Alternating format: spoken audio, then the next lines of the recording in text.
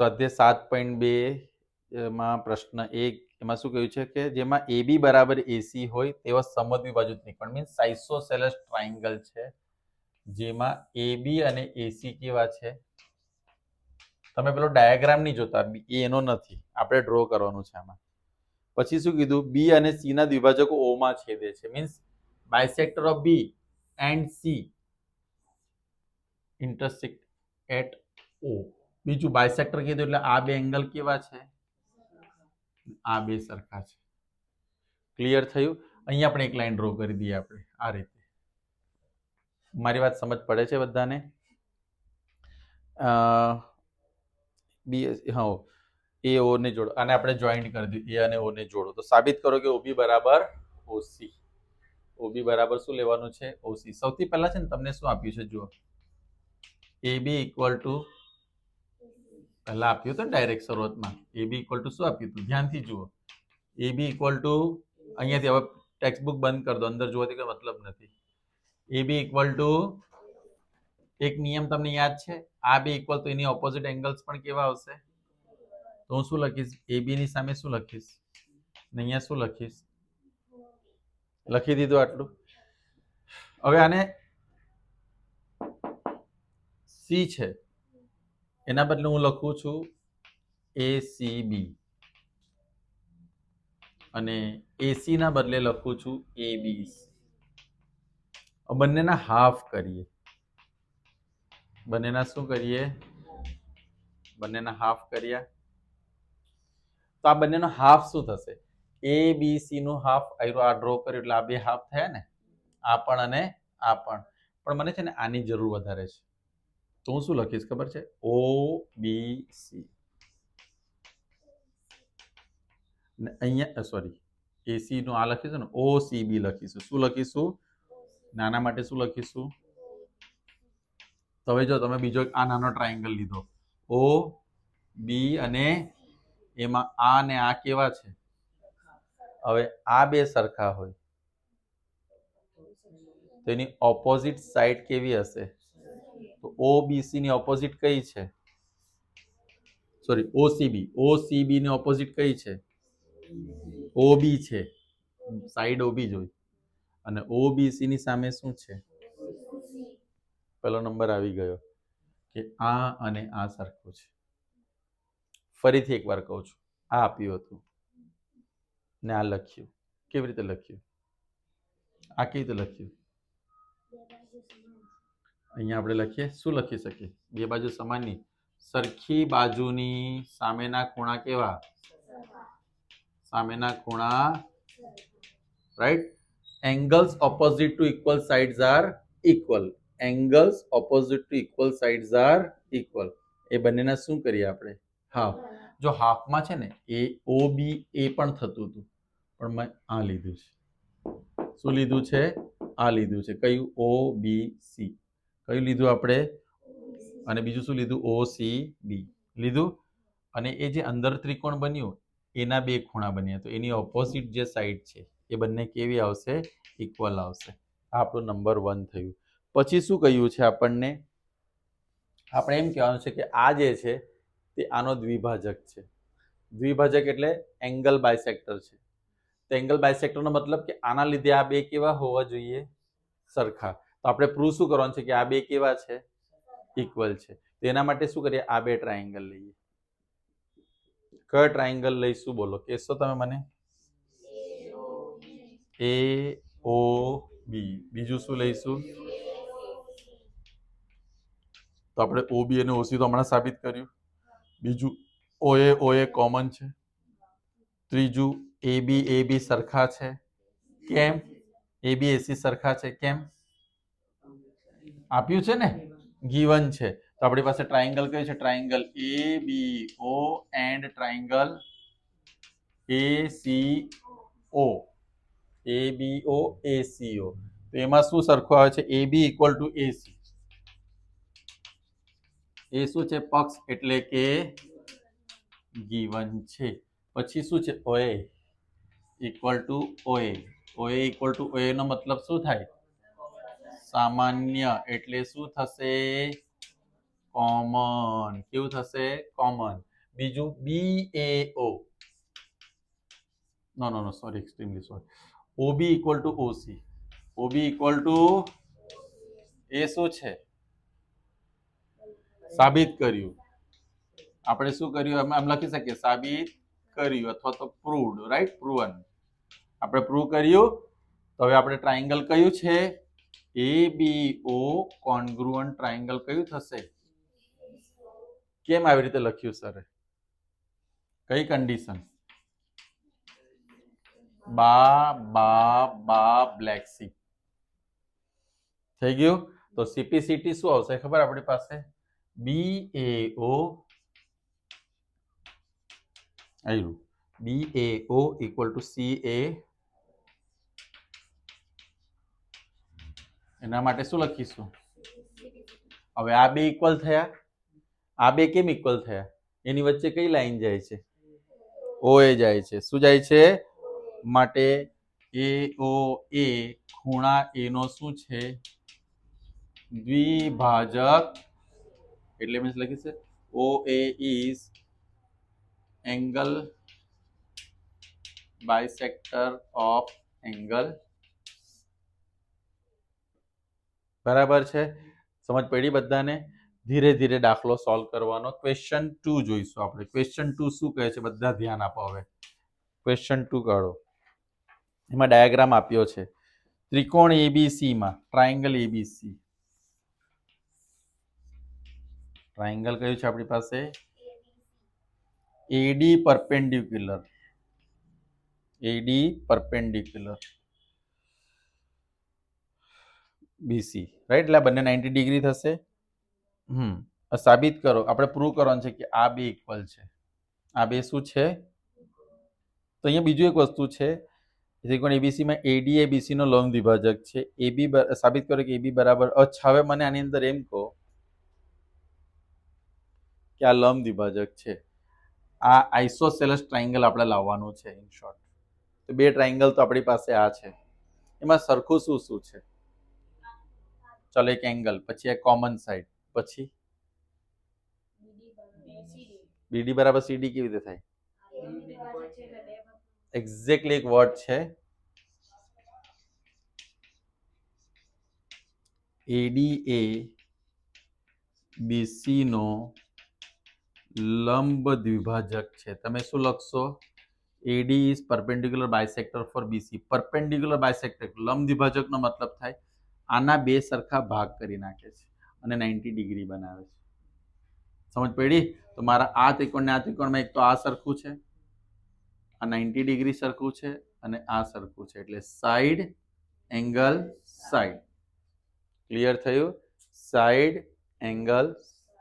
તો કયા કયા ટ્રાયેંગલ લઈશું આપણે? ટ્રાયેંગલ કયું લઈશું? ABD અને ટ્રાયેંગલ કયું લઈશું? ACD. તો એમાં શું આવશે? AD બરાબર AD કઈ બાજુ છે? સામાન્ય, એટલે કે કોમન, રાઈટ? પછી angle ADB equal to angle ADC કેટલા ડિગ્રી છે? અને BD ઇક્વલ ટુ, તો શું લખ્યું છે BC ઇક્વલ ટુ CD માં? AD એ BC નો શું છે? લંબ. લંબ શું છે? દ્વિભાજક છે. તમે શું લખશો? પરપેન્ડિક્યુલર. ઓકે. તો therefore triangle ABD congruent triangle શું થાય છે? ACD. કન્ડિશન કઈ આવે છે? સાઈડ એંગલ સાઈડ, બાખુબા. અને CPCT માં શું લાવવાનું છે આપણે અંદર? હા, તો આ બે સાઈડ કેવી થઈ ગઈ? ઇક્વલ. AB બરાબર AC. અને કોઈ પણ ટ્રાયેંગલ ની અંદર આ CPCT લખી દઈએ. કોઈ પણ ટ્રાયેંગલ ની અંદર જ્યારે બે બાજુ સરખી હોય, આને ભૂલી જાઓ. આ ટ્રાયેંગલ ની અંદર આ બે બાજુ સરખી છે, બે સાઈડ ઇક્વલ હોય, તો તેને કહેવાય સમદ્વિબાજુ આઇસોસેલેસ ટ્રાયેંગલ. તો આ સ્ટેટમેન્ટ તમારે લખી દેવાનું. શું લખવાનું? કે ત્રિકોણ ABC સમદ્વિબાજુ ત્રિકોણ છે. ટ્રાયેંગલ ABC ઇઝ કેવું છે? સમદ્વિબાજુ છે. તમારે શું લખવાનું? આઇસોસેલેસ ટ્રાયેંગલ છે. ક્લિયર થયું બધાને? કોઈને કોઈ પ્રોબ્લેમ છે આમાં? સાચું બોલો છો? ક્વેશ્ચન 3 તરફ આગળ વધો. ક્વેશ્ચન 3 શું કહે છે? ત્રિકોણ એબીસી સમદ્વિબાજુ ત્રિકોણ છે. શબ્દો પર ધ્યાન આપો. આઇસોસેલસ ટ્રાયેંગલ, આઇસોસેલસ છે. લખી દીધું. બીઈ અને સીએફ અનુક્રમે સમાન બાજુઓ એસી અને એબી પરના વેધ છે. જો બીઈ એન્ડ સીએફ આ બંને શું છે ખબર છે? Altitude on equal sides. એવું કીધું છે ને, સમાન બાજુ પરના વેધ. સમાન વેધ નથી, સમાન બાજુઓ પરના વેધ છે. તો સાબિત કરો કે વેધ સમાન છે. સાબિત કરો કે વેધ કેવા છે? બરાબર છે. અને અહીંયા છે ને તમને ખૂણા ઓલરેડી એ લોકો આપ્યા જ છે 90 ડિગ્રી. તો આ બી 90 ડિગ્રી થાય બંને બાજુ. શું થશે? 90 ડિગ્રી થશે. ચાલો, તો હવે મારે સૌથી પહેલા છે ને ત્રિકોણ આ રીતે લેવાનો છે. ધ્યાનથી જોજો. આ 90 ડિગ્રી છે, આ બી છે, આ ઈ છે ને આ શું છે? પછી આ એ છે, એફ છે. બરાબર છે? ક્લિયર થયું? હવે તમને આમાં શું સરખું દેખાય છે? જો પહેલા આ બે સરખા છે કારણ કે પક્ષ છે, સમદ્વિબાજુ છે, આઇસોસેલસ ટ્રાયેંગલ છે એટલે આ બે સરખા છે. બીજું આ 90 ડિગ્રી છે. ત્રીજું ખૂણો એ બંનેમાં ઇક્વલ છે. હે એટલે શું થશે? એંગલ એંગલ સાઇડ ખૂ ખૂ બા. એના પ્રમાણે આ બે ટ્રાયેંગલ કેવા થશે? કોન્ગ્રુઅન્ટ એટલે કે સરખા થશે. એને કારણે શું થશે? બી બરાબર સીએફ, એ જે આપણે પ્રૂવ કરવાનું છે. ક્લિયર થાય છે બધાને? તો ચાલો લઈએ. ટ્રાયેંગલ કયું લઈશું આપણે? એ ઈ બી અથવા એ બી ઈ, જે લેવું હોય તમારે. એ ઈ બી અને ટ્રાયેંગલ કયું લઈશું? એ એફ સી. બરાબર છે? એની અંદર આપણે સૌથી પહેલા શું લઈએ છીએ? એ બી ઇક્વલ ટુ એસી, જેને આપણે પક્ષ કહીશું. એટલે કે એને આપણે શું કહીશું? ગિવન કહીશું. બરાબર છે? ખૂણો એ બરાબર ખૂણો એ. કયો ખૂણો? પણ એ લખવા કરતા આપણે પ્રોપર શું લખીએ? બી એ ઈ બરાબર સી એ એફ, સામાન્ય ખૂણો. સામાન્ય ખૂણો, કોમન એંગલ. કયો એંગલ આવશે? Common angles. બરાબર છે? બીજું શું લઈશું આપણે? Angle A E B is equal to angle A F C. બંને કેટલા ડિગ્રી છે? તો ટ્રાયેંગલ એ ઈ બી કોન્ગ્રુઅન્ટ ટ્રાયેંગલ શું થશે? એ એફ સી. એમાં આવશે એંગલ એંગલ સાઇડ ખૂ ખૂ બા. આ ક્રાઇટેરિયા એટલે કે આ શરતનો અહીંયા ઉપયોગ થાય છે. અને સીપીસીટીમાં લખવાનું બીઈ બરાબર સીએફ. આ આપણું થયું સીપીસીટી. કીધું છે બંને વેધ સરખા છે, તો આ બંને વેધ એટલે કે એલ્ટિટ્યુડ કેવા છે? એમાં સરખા છે. ક્લિયર થાય છે? શ્યોર ક્લિયર થયું બધાને? ક્વેશ્ચન નંબર 4 જોઈએ. ચલો 4 ના બદલે હું ક્વેશ્ચન નંબર 5 પહેલા કરાવી દઉં છું. બરાબર છે? 4 તમને થોડો વધારે વિચાર કરાવશે એટલે 5 કરાવી દો. થોડો ઈઝી છે કમ્પેરેટિવલી. પછી બીજા બે આપણે બીજા પછી જોઈશું. હવે ત્રિકોણ એબીસી અને ડીબીસી સમાન પાયા પર. જુઓ, પાયો મીન્સ આ બીસી પાયો છે એટલે કે બેઝ છે. એના પર એક ત્રિકોણ એક ટ્રાયેંગલ આવેલું છે એબીસી. એબીસી. બીજું આવેલું છે એડીસી. બરાબર? આ બે ટ્રાયેંગલ છે અને એમાં શું કહ્યું છે? સાબિત કરવાનું છે કે આ બે ઇક્વલ છે. કયું? એબીડી અને એસીડી ઇક્વલ છે, એવું સાબિત કરવાનું છે. બીજું આવેલા બે સમદ્વિબાજુ છે. એટલે જુઓ, આ ને આ ત્રિકોણ, આ ને આ ત્રિકોણ સરખા છે એટલે બાજુઓ સરખી છે. હું આ બાજુઓનું આમ લખી દઉં. સમદ્વિબાજુ છે ને ત્રિકોણ. ઓકે, તો આપણે એક કામ કરીએ, બધી વાત છોડો. પહેલા ઉપરનું ટ્રાયેંગલ જોઈએ. ટ્રાયેંગલ કયું છે? કેવું છે? સમદ્વિબાજુ. એટલે તમે શું લખશો? આઇસોસેલસ. કેમ આઇસોસેલસ છે? તો એબી બરાબર શું છે? ચલો, એબી ની સામેનો ખૂણો કયો આવે? એસીબી. કયો આવશે? એસી નો સામેનો ખૂણો કયો આવે? લખી દીધું નંબર. હવે ત્રિકોણ બીસીડી લઈએ. બીડીસી કેવું છે?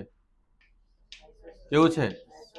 સમદ્વી બાજુ છે માટે શું લઈશું?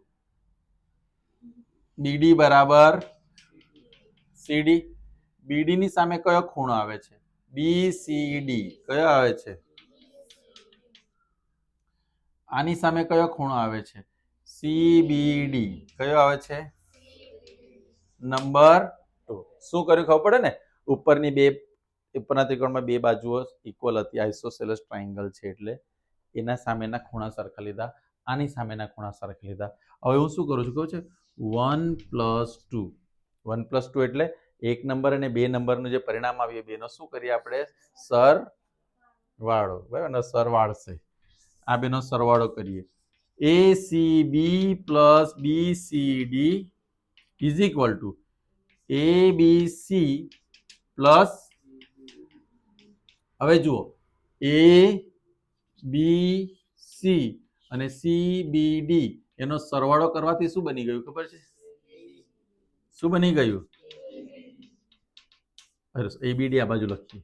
ABD. તો આ બાજુ સરવાળો કરવાથી ACB BCD શું બની ગયું? જો એ જ સાબિત કરવાનું છે આપણે અંદર. જુઓ તો આવી ગયું. સિમ્પલ છે એમાં. ક્લિયર? ચાલો તો આટલા કેટલા? 4, 1, 2, 3 અને 5 આટલા દાખલા તમે કમ્પ્લીટ કરો.